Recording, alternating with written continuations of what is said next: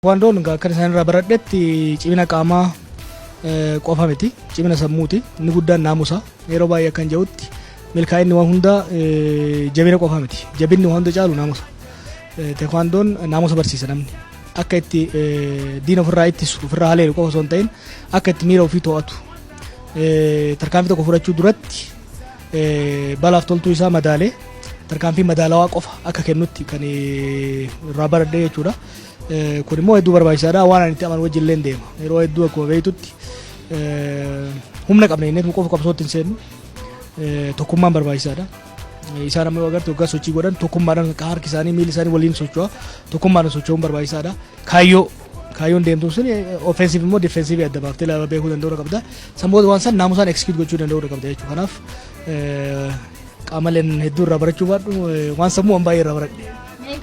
Qeerroo fi qarreen akkuma isaanii immoo jiran iddoo hin taane ooluu irraa akkas qaama ofii cimsuudhaan jechuudha. Gama ispoortii kanaatti akka dhufaniif gorsati qabdu maali? Baay'ee barbaachisaadha.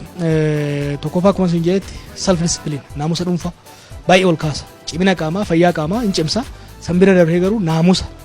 Dargaggeessi keenya of to'achuu danda'uu qaba. Of to'achuu jechuun sodaachuu jechuu miti.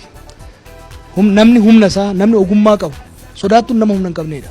Sodaattuun nama ogummaa hin qabneedha. Sodaattuun nama dhugaa hin qabneedha. Nuyi dhugaa qabna akka Oromoo takka yeroo dhugaa qabna.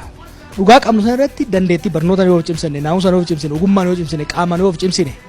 Sanatti immoo naamusa yoo horannu taate dhugaa qabna, humna qabna, naamusa qabna ni injifannaa jechuudha. Kanaaf qeerroon keenya, dargaggeessi keenya magaalota jiran hunda keessatti leenjii akkanaa fudhachuun bakka araada adda addaatirraa of fageessuudhaaf, cinqii adda addaatirraa of fageessuudhaaf akkasumas immoo hawaasa keessatti rakkoon adda addaa waggaa dhufu qaama nageenya wajjin waliin ta'ee to'achuudhaaf baay'ee fayyada. Mootummaan abbootiin qabeenyaa barsiisonni keessattuu maatiin dargaggoonni abdii biyyaa ta'an gama maarshaal aartii kanaatti akka dhufaniif jajjabeessuu qabus jedhee jira. Mootummaan intirestii guddaadha qaba.